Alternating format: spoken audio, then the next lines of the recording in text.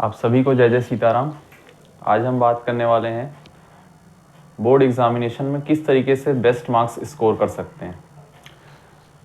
I hope board visible होगा, face clear होगा, Audible होगा, है ना मेरा वॉइस।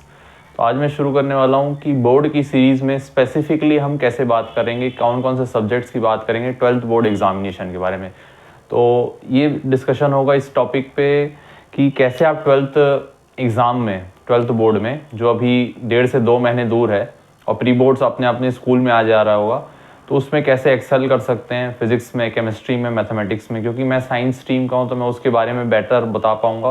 बाकी इन जनरल भी जो मैंने 2 सब्जेक्ट्स थे, इंग्लिश और फिजिकल एजुकेशन, उसमें भी आपको मैं इस 1.5-2 महीने के सीरीज़ में गाइड करने की पूरी से पूरी कोशिश करूँगा। आपको बस क्या करना है, अगर ये मेरा वीडियो और जो भी मेरा स्ट्रैटेजी है या जो भी गाइडलाइन है अगर पसंद आ रहा होगा तो चैनल को सब्सक्राइब कर लेना। और किसी एक ज़रूरतमंद जो बोर्ड के एग्ज़ामिनेशन को फेस करने वाला है, मेरा एम ये है कि एक बिलो एवरेज बच्चा पास हो जाए अच्छे मार्क्स से, और जो फेल होने वाला है वो पास हो जाए। क्योंकि टॉपर्स तो अपने आप ही बनते हैं। टीचर एक क्लास में सभी को सेम कॉन्सेप्ट डिलीवर करता है, लेकिन कुछ 5-10 लोग ही होते हैं जो अच्छा एक्सेल करते हैं। तो वो उनकी खुद की मेहनत ज़्यादा होती है अदर देन टीचर्स की एफर्ट। तो मैं यहाँ कोशिश करता हूँ मेरा एफर्ट मेरा से अगर किसी बिलो एवरेज स्टूडेंट को अच्छे मार्क्स से पास करा देता है, किसी का फियर दूर कर देता है, या किसी फेल होने वाले बच्चों को पास करवा देता है बोर्ड एग्जामिनेशन, तो वो मेरे लिए बहुत बड़ी बात होगी। आपको मैं कोशिश करूँगा कि ये सीरीज़ बहुत ही स्पेसिफिकली शेयर करते चलूँ अपने साथ इनसाइट्स जो मैंने बोर्ड एग्ज़ाम में शुरू किए थे। तो आपको करना क्या है, बस ये चैनल को देखते रहिए और इसके साथ जुड़े रहिए। चैनल को सब्सक्राइब करके शेयर कर दीजिएगा और वीडियो को लाइक, और अपने अनुसार क्या क्या अभी स्ट्रैटेजी चल रही है वो भी अभी बताइएगा। सबसे पहले हम मैथ्स की बात करेंगे आज। मैथ्स में हमको कैसे स्कोर करना है मैं आप बता देता हूँ। CBSE में मेरा 86% थे और वो 2017 की बात थी। आई होप ये बोर्ड में विजिबल होगा। थोड़ा सा बड़ा लिख लेने की कोशिश करता हूँ ताकि आपको बेटर अंडरस्टैंड हो। 2017 में उस टाइम मैंने जो चूज़ किया था वो था फिजिक्स, केमिस्ट्री, मतलब इन जनरल मेरा साइंस स्ट्रीम था, और ये था मैथ्स।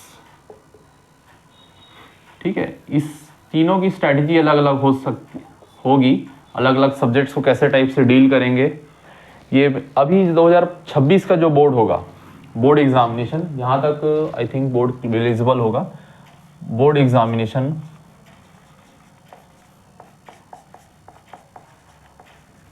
2026, इसकी हम बात करेंगे, है ना। Board exam 2026। तो सबसे पहले हम बात करने वाले हैं मैथ्स की।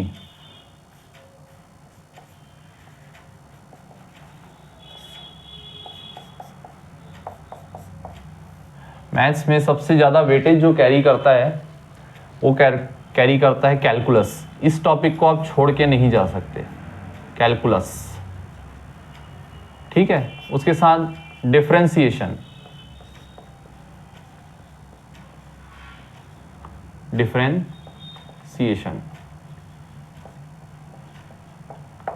ये 2 टॉपिक बहुत ही इंपॉर्टेंट रोल प्ले करते हैं। और जो बेस थ्योरम है, पर्टिकुलरली सिर्फ बेस थ्योरम, इससे हर साल क्वेश्चन देखने को मिलता है almost. Bayes theorem, calculus, differentiation, ये बहुत बड़ा अपने आप में टॉपिक होता है। कैलकुलस भी, डिफरेंशिएशन भी और बेस थ्योरम भी। तो अपने को मैथ्स की स्ट्रैटेजी में इन जनरल ये कोशिश करना है कि आपके वीक टॉपिक्स मुझे जो समझ में आते हैं वो कॉन्सेप्ट्स वाले होते हैं, है ना। कॉन्सेप्ट्स में आगे आपके फंक्शन बेस्ड अगर कोई सीरीज आती है वो दिक्कत देता होगा आपको, है ना। रिलेशन फंक्शंस हो गए, सेट्स हो गए, कई लोग के सेट्स वीक होता है। परमुटेशन, कॉम्बिनेशन जहां पे लग जाता है, परमुटेशन एंड कॉम्बिनेशन, इस सबको थोड़ा सा मैं डिफिकल्ट टॉपिक्स में रख रहा हूं। टिपिकल है ये सारे टॉपिक, थोड़े से टफ हैं ये, ठीक है, थोड़े से टफ टॉपिक्स में मैं रख रहा हूं इसको, इन 3 चीजों को। तो अभी आपको ये सब 11th के बेस्ड हैं। तो जनरली आदमी 11th में अच्छे से पढ़ाई किया नहीं रहता, इसलिए 12th में उनको ये सारी चीज़ें डिफिकल्ट लगती हैं। जो अच्छे से भी पढ़े रहते हैं वो इतने डेप्थ में नहीं पढ़े रहते, स्कूल लेवल में पढ़े रहते हैं, उनको भी थोड़ी दिक्कत जाती है। कैलकुलस में क्या करना है आपको, सबसे पहले मैथ्स में बता देता हूँ। मैथ्स में मैंने भी जो है तैयारी बहुत अच्छे से की थी, पर मेरे को जितना याद आ रहा है 80 प्लस तो मेरे मार्क्स आराम से आ गए थे। 2017 पेपर की बात है, 80 प्लस मार्क्स, एग्जैक्ट मार्क्स मुझे याद नहीं आ रहा, लेकिन मैथ्स का पेपर मेरा अच्छा गया था। केमिस्ट्री भी मेरे 80 प्लस मार्क्स थे।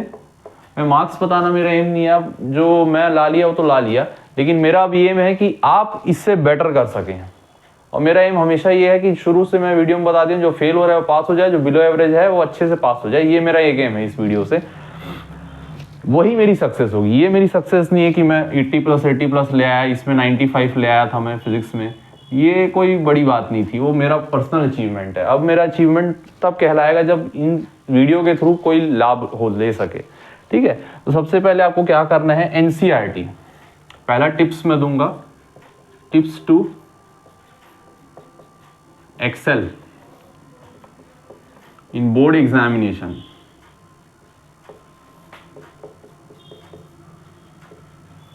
स्पेशली हम बात करें मैथ्स की, जो भी बिगिनर हैं वो पूरा एनसीईआरटी रट जाना चाहिए, मतलब रट जाना चाहिए। मैं बार बार इस चीज़ को यूज़ कर रहा हूँ, सॉल्यूशन के साथ पूरा याद हो जाना चाहिए। ठीक है, मैथ्स तो ऐसे समझने की चीज़ होती है, लेकिन फिर भी जिसको समझाने का तरीका मैं बोलना चाह रहा हूँ कि मतलब इतना अच्छे से पढ़ो कि एनसीईआरटी टोटल क्लियर हो, सॉल्यूशन देख के कर लो, जैसा करना है वैसा कर लो, लेकिन हर क्वेश्चन को 2-2 बार सॉल्व कर लो। स्पेशली जो थोड़े से टफ क्वेश्चन होते हैं ना लास्ट में, मिसलेनियस एक्सरसाइज, वहाँ के अच्छे लेवल के क्वेश्चन होते हैं। उसके बाद जो है आप देखो previous year questions,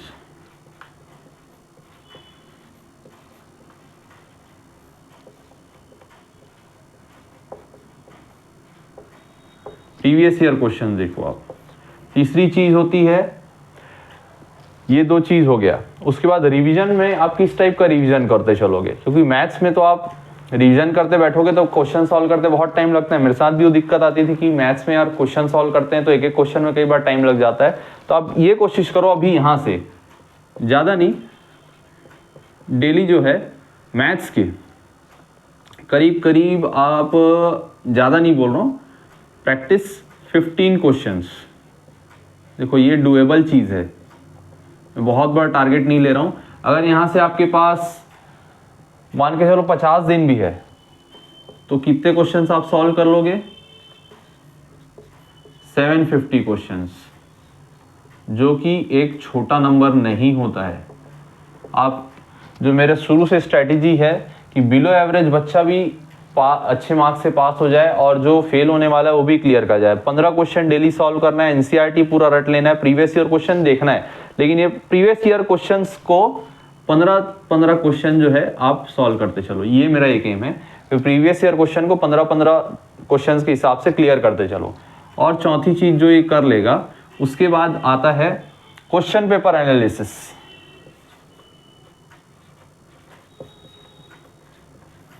question paper analysis कि मेरे लिए वो पेपर टफ है कि डिफिकल्ट, पेपर टफ है या इजी है या फिर सिर्फ डुएबल है। अगर मैं फोकस के साथ रहूँगा तो कर लूँगा। ये आपको पहले पेपर प्रीवियस ईयर क्वेश्चंस के थ्रू एनालाइज करना है। ठीक है, 5वीं चीज़ ये होगी उसके बाद, क्योंकि आपको बाकी सब्जेक्ट्स में करते चलना है, तो मैक्सिमम जो है आप आवर्स दोगे 15 क्वेश्चन के लिए, 1 से 1.5 घंटे का वक्त दोगे आप मैथ्स को ओनली। और कब आप दे सकते हो मैथ्स के लिए, कोई टाइम बॉर्डेशन नहीं है, मॉर्निंग में भी दे सकते हो, आफ्टरनून, इवनिंग, नाइट, कोई भी टाइम में मैथ्स पढ़ा जा सकता है। केमिस्ट्री के टाइम में मैं सजेस्ट करूंगा कि आप अर्ली इन द मॉर्निंग कीजिए। फिजिक्स को आप तब कीजिए जब आप बहुत ही फिजिकली एक्टिव हो।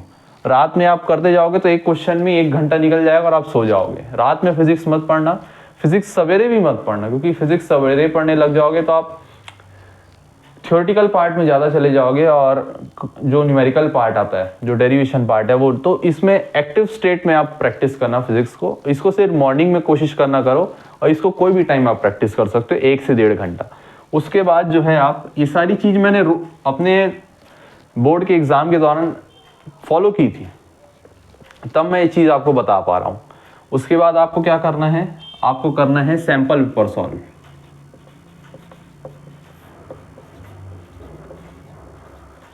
सैंपल पेपर्स आपको अच्छे से सॉल्व कर लेना है, ठीक है। अच्छे से सैंपल पेपर सॉल्व कर लोगे ना आप, तो आपको बहुत ज़्यादा कॉन्फिडेंस आएगा। और ये जो टॉपिक्स मैं बताया हूँ कैलकुलस के, डिफरेंशिएशन और बेस थ्योरम, इसको मत भूलना। इसमें कोई भी दिक्कत जा रही होगी ना, तो कोई भी, आजकल बहुत सारे टीचर्स हैं फ्री में पढ़ाते हैं, उनके वीडियोस शॉर्ट में क्रैश कोर्स के हिसाब से उसको देख लेना आप, उससे बहुत बेनिफिट मिल जाएगा आपको, ठीक है। और मैं क्या बताने वाला था आपको, टिप्स यहाँ तक हो गए। इतने में आपको बहुत फ़ायदा अपने आप में चेंज दिख जाएगा, क्योंकि आप एक ही दिन में एक चैप्टर करने की कोशिश करते हैं, इसलिए नहीं होता, दिक्कत वहाँ पे जाती है। एक ही दिन में पूरा चढ़ जाऊँगा, ये नहीं हो सकता। आपको थोड़ा थोड़ा एक एक स्टेप बाय स्टेप चलना है। देखो आप 50 दिन के बाद 750 क्वेश्चन सॉल्व कर चुके होंगे, प्रीवियस ईयर क्वेश्चन ऑलमोस्ट आपका फिनिश हो चुका होगा, एनसीईआरटी कंप्लीट होगा, क्वेश्चन पेपर एनालिसिस आप कर लोगे, मेरे लिए क्या है, 1 से 1.5 घंटा रेगुलर करोगे तो कॉन्फिडेंस भी रहेगा। सैंपल पेपर आप सॉल्व करोगे, 3-3 घंटा बैठ के सॉल्व करना। और इंपॉर्टेंट टॉपिक्स मैंने आपको बता दिए। अब इसमें कैलकुलस में क्या करना है मैं और समझा देता हूँ आपको, है ना। कैलकुलस में आपको क्या करना है, एक इम्पॉर्टेंट चीज़ होती है कैलकुलस में स्पेशली फॉर्मूला अच्छे से आपको याद होनी चाहिए,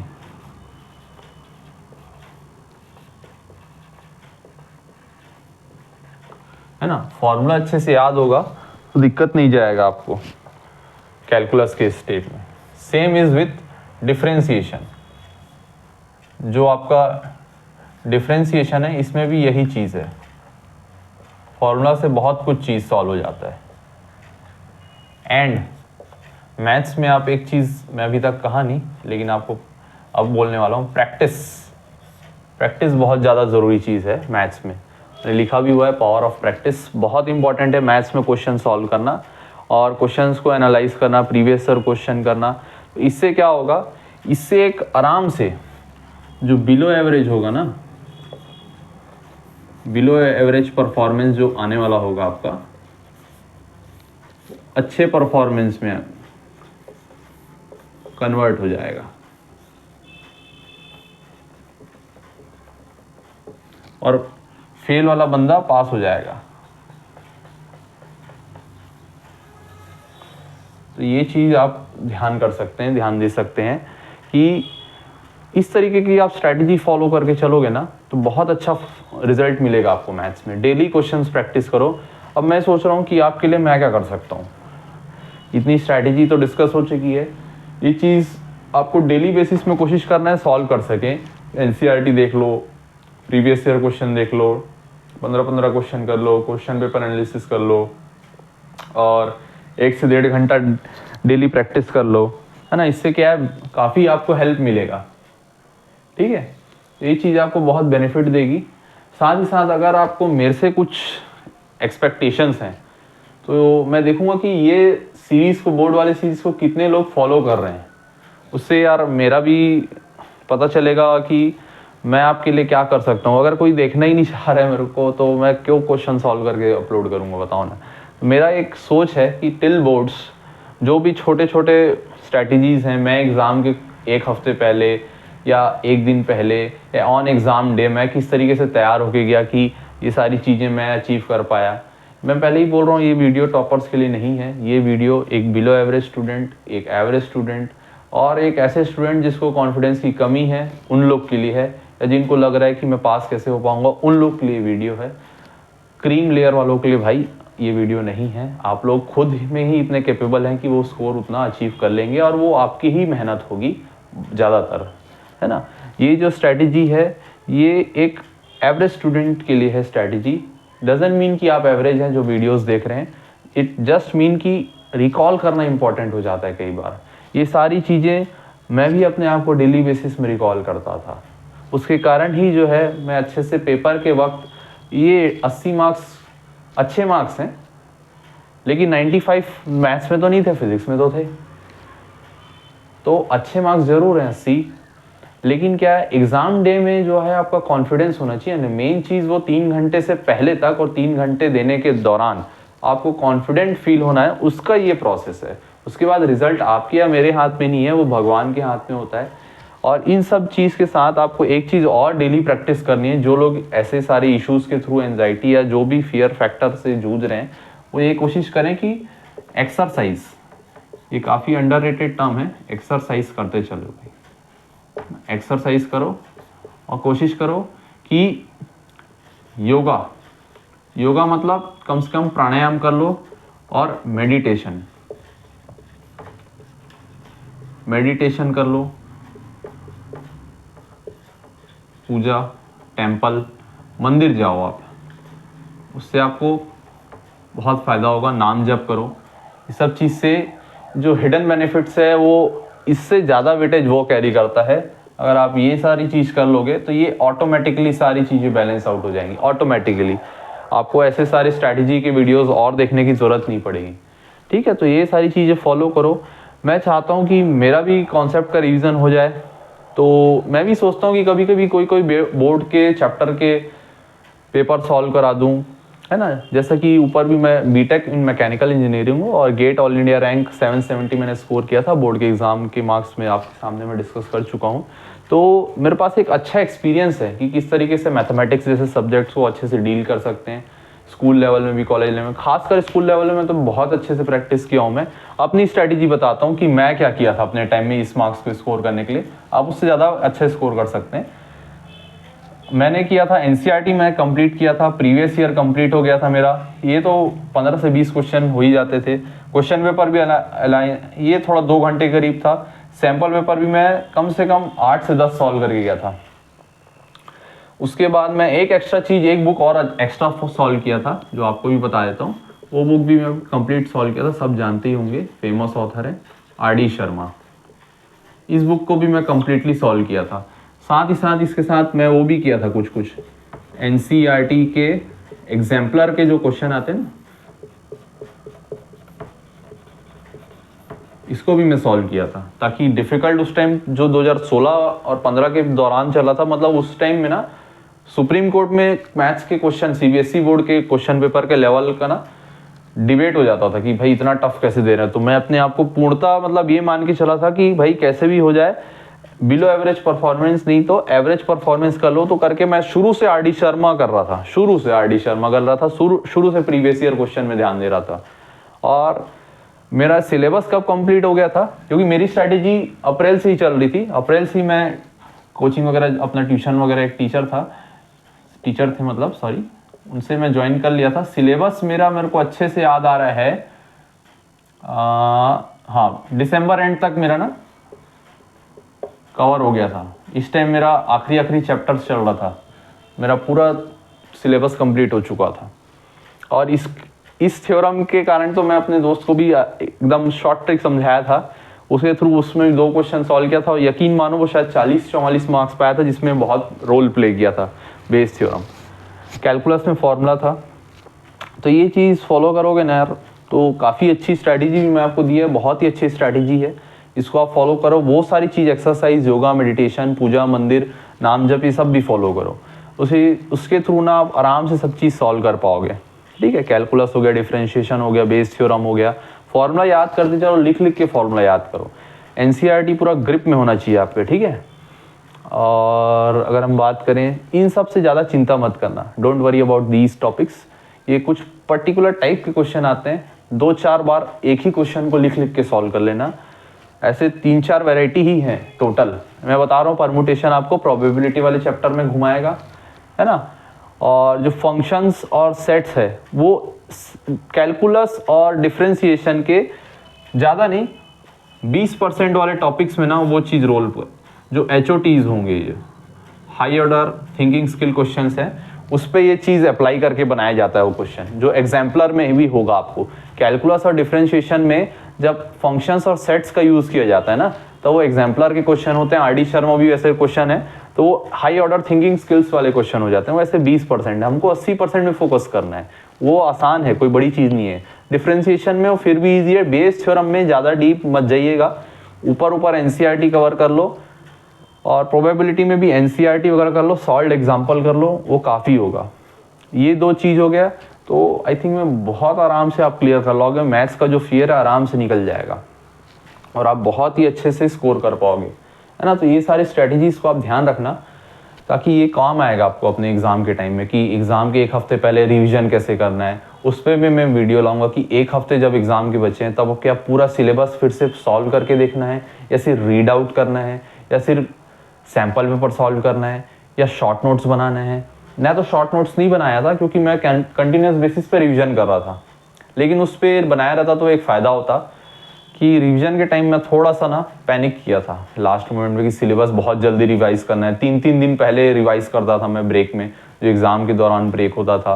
प्री बोर्ड्स के टाइम में रिवाइज करके बनाया था, जबकि प्री बोर्ड्स में मेरे मार्क्स 95 या 96 मार्क्स थे मेरे प्री बोर्ड्स में मैथ्स में।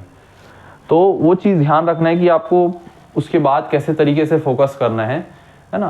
तो ये सारी चीज़ें आप फॉलो करके देखो। मैं कोशिश करूँगा कि 1 हफ्ते पहले आपको किस तरीके से, किस माइंडसेट में रहना है और क्या तरीका हो सकता है सिलेबस को जल्दी से कवर करने का। आप ये कर सकते हैं अभी एट मैक्स, है ना। आप एट मैक्स ये कर सकते हो कि आप शॉर्ट नोट्स के तौर पे, कहाँ तक दिख रहा है मैं देख लेता हूँ बोर्ड, वहाँ पे जगह है। आप शॉर्ट नोट्स के नाम पे जो है फॉर्मूला नोट्स बना लो। इसमें क्या करो, आप फॉर्मूला नोट्स बना लो आप, और ना जो भी क्वेश्चन सॉल्व कर रहे हो रफ में मत सॉल्व करना उसको, ना जो डिफिकल्ट क्वेश्चन लगेगा आपको, जो भी आप डिफिकल्ट क्वेश्चन सॉल्व करोगे ना, जितने भी आप डिफिकल्ट क्वेश्चन सॉल्व करोगे उसको रिवीजन के लिए बता रहा हूं स्पेसिफिकली, स्टार मार्क कर लेना। स्टार मार्क करके उस क्वेश्चन को रिवाइज करना। जैसे अब एनसीईआरटी का क्वेश्चन सॉल्व किया, सपोज उसमें उस टोटल चैप्टर में 30 क्वेश्चन है, ठीक है। अब 30 में से आपके 20 बन गए, 10 रह गए। 10 में भी आप दूसरे जो पहले बन गया ना उसको कुछ नहीं करना है, जो 10 नहीं बन पाया उसमें 10 में स्टार मार्क लगा देना। उसके बाद फिर एक स्टार मार्क को फिर से प्रैक्टिस करना सॉल्यूशन देख के। फिर हो सकता है 3-4 ना बने, उस पर डबल स्टार मार्क करना, डबल स्टार मार्क करना, ठीक है, उस क्वेश्चन में। और एक टिप लिखना कि इस टाइप की मिस्टेक मेरी इस टाइप से हो रही है करके। मैं लिखता था अपने कॉपी में इस तरीके से। उससे क्या है, अब जब नेक्स्ट टाइम खोलोगे आप एग्जाम में उस टॉपिक का क्वेश्चन सॉल्व करते रहोगे ना, ध्यान आएगा, अच्छा मेरे से यह वाला मिस्टेक यहाँ हो जाता है। मैं क्या x³ अपॉन x² को कई बार मल्टीप्लाई करके x पावर 5 लिख देता हूँ, या x लिखना भूल जाता हूँ, ऊपर नीचे काट देता हूँ। वो चीज़ छोटी छोटी मिस्टेक कई बार हो भी जाती है, ऐसा नहीं है कि नहीं होती है। कई बार प्लस में दिखता नहीं है, 3 + 2 = 6 हो जाता है हड़बड़ी में, छोटे मोटे कैलकुलेशन में ये मल्टीप्लाई फील कर लेता है आदमी, क्योंकि कई बार एस्टिक का उपयोग बहुत होता है। एस्टिक का उपयोग और प्लस का उपयोग बहुत तेज़ी से आप कैलकुलेट कर रहे हो ना, जो डेली लेवल में प्रैक्टिस करते हैं वो एक इस चीज़ को देखेंगे कि ये चीज़ होती है। मेरे साथ तो हुई थी। तो ये सारी चीज़ सॉल्व करोगे ना, इस तरीके से पूरा पैटर्न फॉलो करोगे ना, बहुत अच्छे से मेरे हिसाब से आप एक्सेल कर जाओगे एग्ज़ाम में। और पावर ऑफ प्रैक्टिस जैसे कि मैंने बताई हुआ है। तो रिवीजन के लिए ना आप यही कर सकते हो अभी एट मैक्स, 1 महीने अगले ना शॉर्ट नोट्स में फॉर्मूला नोट्स बनाओ, और जो भी क्वेश्चन आपको रफ में सॉल्व नहीं करना है, फेयर नोट्स बनाने हैं। उसमें ना जो एनसीईआरटी के जो क्वेश्चन है उसमें जो नहीं बने स्टार मार्क करना, डबल बनाओ उसी को, फिर से नहीं बने फिर से तो डबल स्टार मार्क करना, उसको अगले रिवीजन साइकिल में सबसे पहले सॉल्व करना। और कोशिश करना थ्रू आउट द एंड आपका स्टार मार्क के क्वेश्चन जो हैं कम होते जाएं। जो बन जाएगा तीसरे बार में उसको बताना हटा, और मिस्टेक लिखना कि ये मिस्टेक मेरे से 2 बार हुई थी, तीसरे बार में सॉल्व हुई।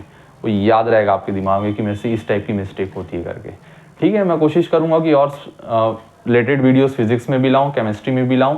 आपको क्या करना है, आपको इस चैनल को सब्सक्राइब करना है और चैनल को बड़ा करना है।